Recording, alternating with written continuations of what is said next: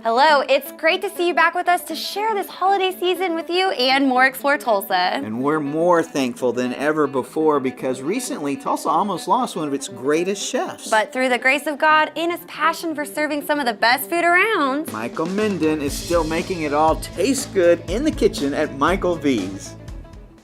You know, I love making people smile with food. I went to the Culinary Institute of America and I graduated with honors in 1971. After that, I was hired at Walt Disney World to open Walt Disney World at the Polynesian Hotel. So I worked for Walt Disney World for 10 years. I had a chef, his name was Gary Reich. He was kind of my mentor. And after 10 years, he said to me, "My son, it's time for you to leave. You know Disney, now move on and learn more. You can always come back." And then we moved to Tulsa. And Tim Remy, who owns this shopping center, the Remy family, I was talking to him one day and he said, "We'd love to have you. We'd love to put your restaurant in." And I just kind of laughed at him and said, "Well, Tim, I can't afford a restaurant. It's, it costs millions of dollars to open a restaurant, And he said, "Well, we'll help you." And here we are 11 years later. We have beef Wellington, we have chicken Oscar, we have rack of lamb, we have chicken marsala, also make a great hamburger, Michael's salad. But the thing we're known for more than anything else is our coconut cream pie. And I make it every day. In the past 10 years, we've served over 35,000 pieces.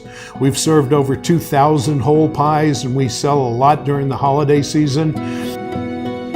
We had a really bad storm in July, and that Saturday after the storm, I was kind of hungry. We had a busy Friday night, and we didn't eat, so we found some bread and some peanut butter, and I ate it. And about 10 minutes later, I went into the bathroom, and I thought I had diarrhea, and it was all blood. And that happened 3 more times before Carol took me to the hospital. I ended up having part of my colon had ruptured, and I had 2 large masses that had broken loose. I ended up having, in the next couple of weeks, having 13 blood transfusions. They had gone in and fixed it, but apparently it had leaked into my peritoneal, and it killed me. They brought me back, and I remember Carol grabbing my arm and saying, "Please don't leave me." And I didn't want to because I absolutely love my restaurant. I love my employees. It was really hard. There were a couple of times I really wanted to go. I just didn't want to keep going, the pain and what I was going through. But I was in ICU for 4 weeks, and I had a morphine button, and I was on Dilaudid and all these drugs that I really didn't. Carol said she would come in and talk to me, and I wouldn't even know. And friends came to visit me, and I wouldn't even know about. Then 2 weeks I spent in a regular hospital room. After that, they transferred me to the AMG Specialty Hospital. Then they sent me to the Villages of Southern Hills.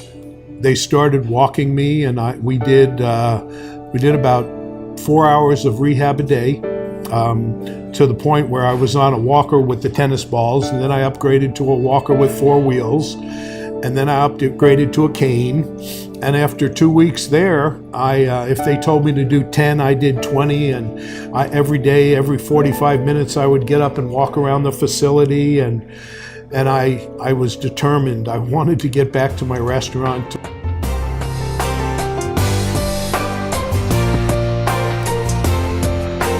I have a lot to live for. I have an incredible restaurant that's always been my dream since I've been 8 years old.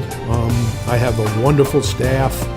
I have an incredible wife and managers and people in the kitchen that kind of look forward to me coming in and depending on me to be here. And we're just one of those little homey restaurants in the back of a shopping center that have great food and great service. And, we absolutely love this crazy business we're in.